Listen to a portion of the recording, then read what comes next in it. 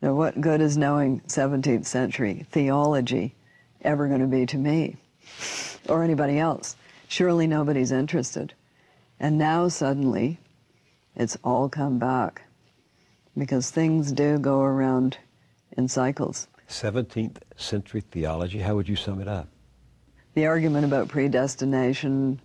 Being the elect or the not elected. Being the elect or the not elect.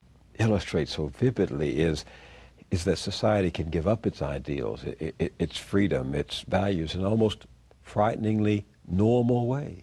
In an almost frighteningly rapid way.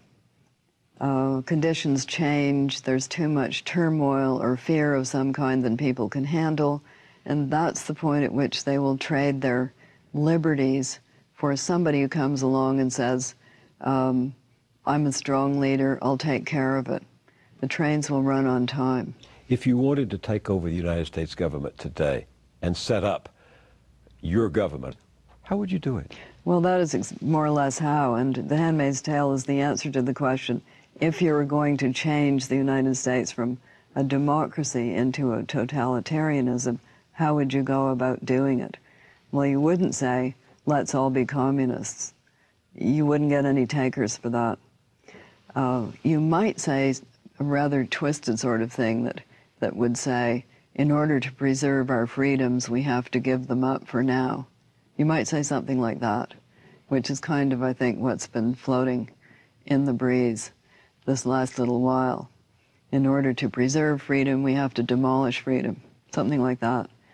But you're more likely to say, this is the true religion, follow our flag, that kind of thing. I keep in my notebook something you said once. You wrote, what is needed for a really good tyranny is an unquestionable idea or authority. Political disagreement is political disagreement, but political disagreement with a theocracy is heresy. That's exactly right. If your government says, not only am I your government, but I represent the true religion, if you disagree with it, you're not just of another faction, you're evil. But you don't imagine that could happen here? Want to bet? Want to lay some bets as to that? I would never bet against Margaret Atwood. You'd have to have quite a lot of uproar first, but it's amazing how quickly people rolled over for the Patriot Act. You know, they were scared enough so that they just said, oh, okay, if that's how we solve it, fine. Just don't tell me. You know, I don't want to know, don't tell me.